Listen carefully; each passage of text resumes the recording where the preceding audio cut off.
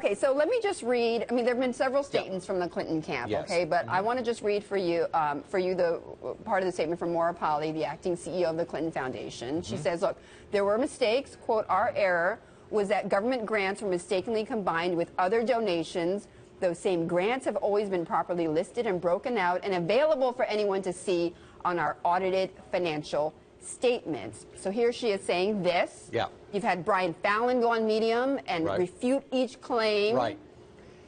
The problem is the facts don't correspond to that. And in fact, Bloomberg this morning, Joshua Green is reporting, and the Washington Post, that we now have 1,100 donations that ended up at the Clinton Foundation that were never disclosed. And part of the memorandum of understanding with the Obama transition team was they would disclose all donations, including donations going to this Clinton-Juicer entity. So, you know, that statement, they are way behind the news cycle on this. So you say that's erroneous? Yes, that is erroneous. That's exactly right. And it's now been independently verified by the Post and here at Bloomberg that you have these 1,100 donations that they never disclosed. They were supposed to disclose all of them. A very simple requirement that President Obama put in place as a condition for her to be appointed Secretary of State. Now, you say this is akin to insider trading, Peter. What do you mean by that? Well, what I mean is that, you know, people say, well, do you have an email or something that indicates like, that? No. What's the evidence? Yeah, the evidence is the pattern of behavior. It's a little bit like insider trading. Most people that engage in insider trading don't send an email that says, I have inside information, buy this stock.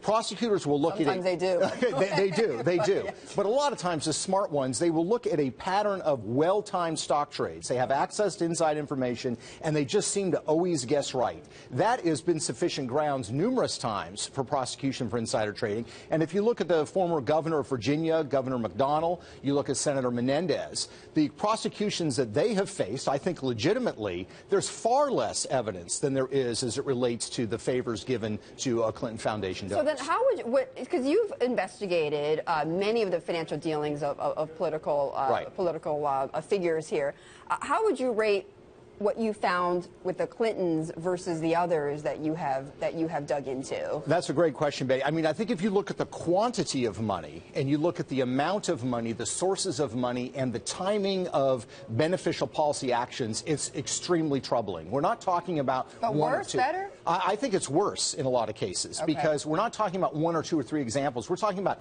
dozens of examples and policy decisions that always benefit those who have provided them with funds. I think ultimately what happens is there needs to be investigation by somebody who actually has subpoena power, who can actually try to look at those emails. What would you subpoena, though? If you had those powers, what would you subpoena? I would subpoena the server. I would subpoena the emails. I would subpoena phone records to see when they're having conversations, when they're having discussions, and to see if it fits the pattern. I mean, the Clinton position is basically that these are all just massive coincidences. I don't think there's that many coincidences in American politics. I mean, I've seen it on both sides of the aisle. I've gone after both sides of the aisle, and I just don't believe there's a pattern. Yes, there's an extensive pattern there. Okay, so Arkansas Governor Asa Hutchinson has come out and said, look, you know, I don't want the right to rise up quite yet. You know, he says there's no evidence of quid pro quo here. He said it looks like it just might be mistakes. So are you surprised, Peter, that some Republicans haven't taken up this mantle, haven't pressed harder on these accusations? No, I think I would hope that, first of all, I don't know if that he's read the book. There's a lot of people commenting on it that haven't even read the book, and a lot of claims what they're saying I'm saying. What I'm simply saying is, look, there is a position that Hillary Clinton takes. There is an influx of large amounts of money, tens of millions, and sometimes more than $100 million from an interested party, and then she reverses course.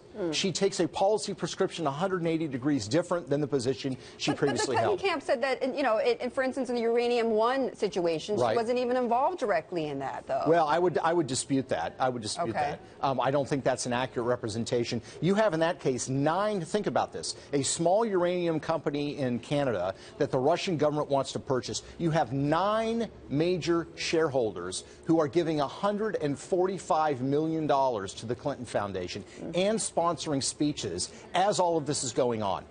Maybe that's coincidence, but when you see all the other examples in the book, it's really hard it's hard to conclude that it's coincidence. Okay, so does this disqualify her from being president, in your view? I don't want to make a decision for voters. I think people should look at information that are voters. They should look at financial issues. They should look at character and policy. But I think this raises huge concerns about whether she's compromised. I mean, if you are doing these kinds of deals with foreign entities, Are you beholden to them? Do you have commitments that you've made? Right, and have you abused your power, essentially? Have you abused Exactly. your position? Okay, so we know that you are now working on the same thing with Jeb Bush. Right. Okay, so are you, without, giving details exactly on what you're finding, but are you finding some similar situations here? We are, and I'd love to come back at some point to talk about it if you guys are interested. Absolutely. Obviously in the case of Jeb Bush, he's governor of Florida, so you don't have the geographical breadth that you have with the Clintons, but you have all kinds of questions when government money is put into land deals, into airports, into these sorts of various things, and these individuals or these entities are connected